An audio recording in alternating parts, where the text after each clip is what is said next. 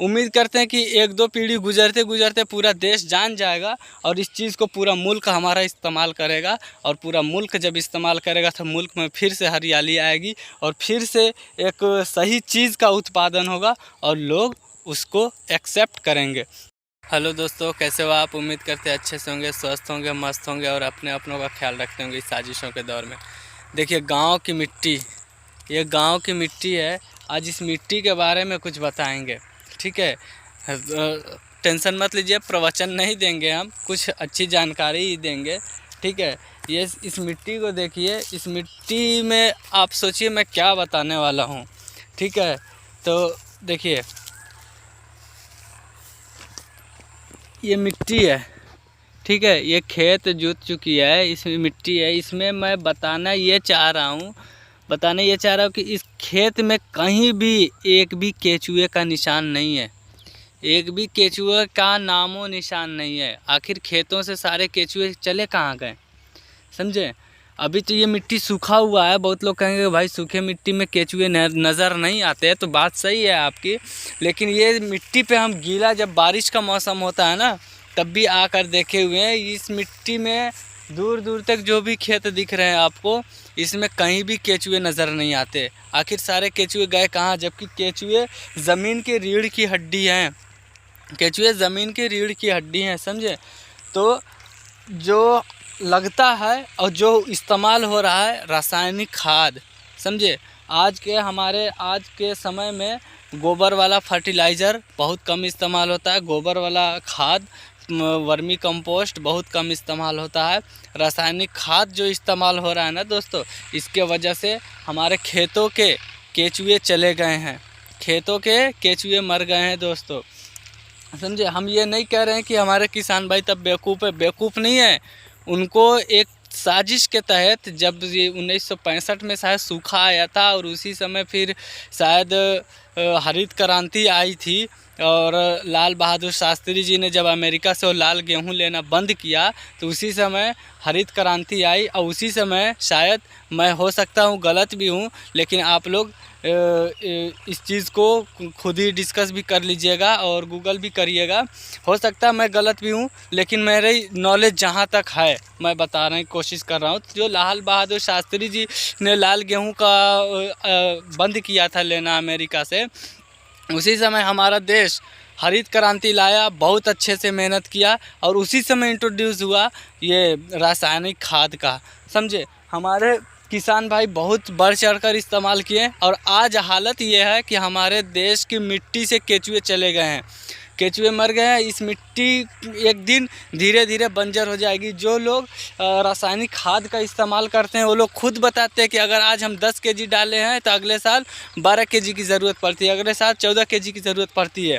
तो इस तरह से बढ़ते जा रहा है। जैसे एलोपैथिक मेडिसिन आपको शरीर के साथ साइड इफ़ेक्ट देने के साथ साथ जैसे बढ़ने लगती है, जैसे बीपी की खाए, शुगर की दवा मुफ्त में आप लेके आएंगे कुछ सालों के बाद, फिर हार्ट डिजीज़, फिर ऐसे ऐसे जैसे बढ़ने लगती है, उसी तरह हमारा मिट्टी का कैपेसिटी कम होता जा रहा है उपज का, समझे? तो इसमें क्या है कि केचुए जो रीढ़ की हड्डी है वो ख़त्म हो चुके हैं, समझे? तो इस वजह से इसकी उपज क्षमता कम होते जा रही है और इसको हर साल कुछ बढ़ाकर अमाउंट रासायनिक खादों का इस्तेमाल करना पड़ रहा है। ऐसे धीरे धीरे एक समय आएगा कि सारा ज़मीन बंजर हो जाएगा, लेकिन आप लोगों को डरने की बात नहीं है। हमारे बहुत ऐसे साथी लोग हैं जो कोशिश कर रहे हैं और अब जाकर वर्मी कंपोस्ट का इस्तेमाल होना शुरू हो गया है। वर्मी कंपोस्ट का इस्तेमाल शुरू हो गया, बहुत लोग इसका व्यापार भी कर रहे हैं, बहुत लोग इसको बेच रहे हैं, लोग इस्तेमाल भी कर रहे हैं। डॉक्टर ये क्या बोलते हैं, देवेंद्र बल्हारा जी बहुत अच्छे से इन सब चीज़ों को एक्सपोज कर रहे हैं और लोग वापस आ रहे हैं, अपने ट्रेडिशनल चीज़ों की तरफ आ रहे हैं। जैसे आप नेचुरली खान पान की तरफ वापस आ रहे हो ना, डॉक्टर विश्वरूप जी जो मेडिकल इंडस्ट्री में एक भूचाल ला दिए हैं, उस तरह से जैसे आप अपना खान पान बदल रहे हो तो आप ओरिजिनल चीज़ की मांग करोगे। अब जब ओरिजिनल चीज़ की मांग करोगे तो लोगों को मजबूरी होगा ओरिजिनल उगाना, और जब ओरिजिनल उगना शुरू हो जाएगा तो ओरिजिनल मिलना भी शुरू हो जाएगा दोस्तों, समझे? तो इसी तरह कड़ी दर कड़ी जोड़ते हैं और हम सब मिलकर एक आयुर्वेदिक ज़िंदगी का शुरुआत करते हैं और देखिए आप कसम बहुत एक मेरे दोस्त है, दोस्त की स्टोरी सुनाना चाहूँगा। एक मेरे दोस्त हैं जो दोनों हस्बैंड वाइफ ने कसम खाया कि आज से हम लोग कोई इंग्लिश मेडिसिन का इस्तेमाल नहीं करेंगे। लेकिन अगले ही दिन इत्तेफाक से उनकी वाइफ का टेम्परेचर बढ़ गया, बुखार आ गया और वो कसम टूट गई। पैरासीटामॉल लाए, खाए और तुरंत फुर से ठीक हो गए। तो देखिए कसम खाने से, अब यहाँ मैं ये बताना चाह रहा हूँ कि ऐसा क्यों हुआ। कसम खाने से आप नहीं छूट सकते हैं। आप कसम खा, क्योंकि आप ट्रैप में फंसे हुए हैं दोस्त, ट्रैप में फंसे हुए हैं तो आप ऐसे ही नहीं निकल पाएंगे। ट्रैप में फंसे तो उसके लिए आपको जानकारी चाहिए। अब जैसे मेरे दोस्त ने कसम तो खा ली, लेकिन क्या हुआ कि उनको जानकारी नहीं थी कि मैं इस फीवर के खिलाफ लड़ूं कैसे, इसको फीवर को मैं नेचुरली उतारूं कैसे। तो वो जाकर मजबूरी में फंस गए। फिर तो आप पहले जानकारी लीजिए कि हम कैसे स्वस्थ रह सकते हैं। उसके बाद खुद ब खुद वो छूट जाएगा, खुद ब खुद छूट जाएगा। इंग्लिश मेडिसिन आपको छुड़ाने की ज़रूरत नहीं है, आप पहले नेचुरली तो आएँ। तो कहने का मतलब ये है कि हमारे किसान भाई अब इस्तेमाल करना शुरू कर दिए हैं। गोबर वाला खाद, वर्मी कंपोस्ट वगैरह सब इस्तेमाल होने लग रहा है। अब धीरे धीरे उम्मीद करते हैं कि 1-2 पीढ़ी गुजरते गुजरते पूरा देश जान जाएगा और इस चीज़ को पूरा मुल्क हमारा इस्तेमाल करेगा। और पूरा मुल्क जब इस्तेमाल करेगा तो मुल्क में फिर से हरियाली आएगी और फिर से एक सही चीज़ का उत्पादन होगा और लोग उसको एक्सेप्ट करेंगे। एक्सेप्ट इसीलिए करेंगे क्योंकि लोग पहले डिमांड ही करेंगे कि ओरिजिनलिटी के तरफ लोग आ रहे हैं, समझे। आप भी आओगे धीरे धीरे। हम जानते हैं कि शहरों में फंसे लोग ज़्यादातर नहीं कर पाते हैं, लेकिन क्या करोगे, धीरे धीरे लोग कन्वर्ट हो रहे हैं, आएंगे ही आएंगे, आना ही पड़ेगा क्योंकि और कोई ऑप्शन रहेगा ही नहीं, समझे। तो इस वजह से फिर से बताना चाह रहे हैं कि इस मिट्टी की उपज क्षमता कम हो गई है, पहले से बहुत कम हो गई है। इसलिए हर साल 2-4 केजी बढ़ के ही इसमें डालना पड़ता है रासायनिक खाद, तब जाकर ये उपज उगा सकती है, समझे। तो बहुत साथी लोग कहेंगे भी ये आप ही क्यों नहीं इस्तेमाल करते हैं।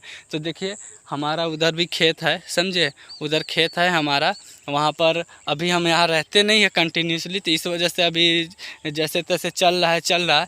जैसे ही हम रहना शुरू करेंगे यहाँ पर, आप लोगों को धीरे धीरे हर चीज़ की जानकारी देंगे, प्रैक्टिकली करके भी दिखाएंगे। और हाँ, मैं गमले में कैसे इजीली अपने घर में केचुआ उगा सकते हैं, एक छोटे से सिस्टम के साथ मैंने प्रैक्टिकल करके दिखाया। उसका वीडियो मैं इंड स्क्रीन में लगा दूंगा, आप देख सकते हो।